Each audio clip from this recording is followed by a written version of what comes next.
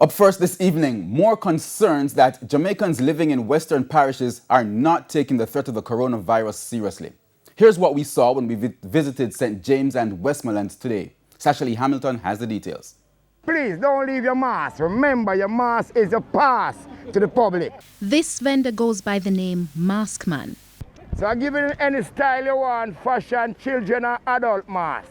You just two for $100. He sees his role as an important one, more so because residents in Westmoreland are increasingly at risk of getting the coronavirus.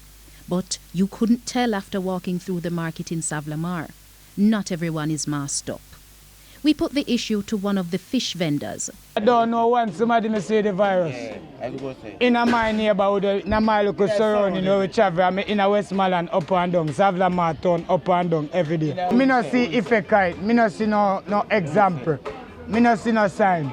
And still, we can't what how you see, I believe. Mindful of the skeptics, this taxi operator says he isn't taking any chances.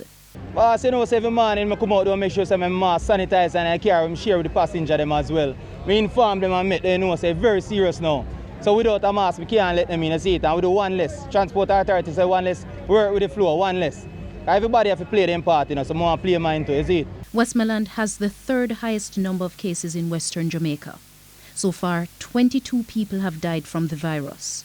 Melvin Honeygan is the managing director of Honeygan's Funeral Home. But I have a serious concern, and I think this thing is going to break out much more than we are doing.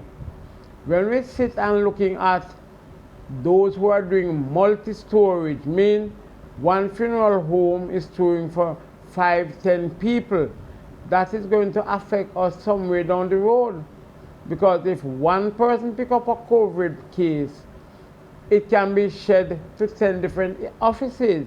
In Montego Bay, St. James, a similar situation.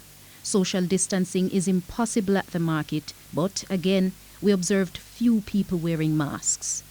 There are over 1,000 COVID cases in the parish.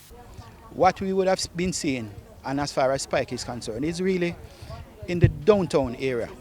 So persons would have come out of their communities, but if we see at the bank, at the banks, at the supermarkets, at the wholesale, at the clothes store, that people are not maintaining the social distance, people are not wearing their mask.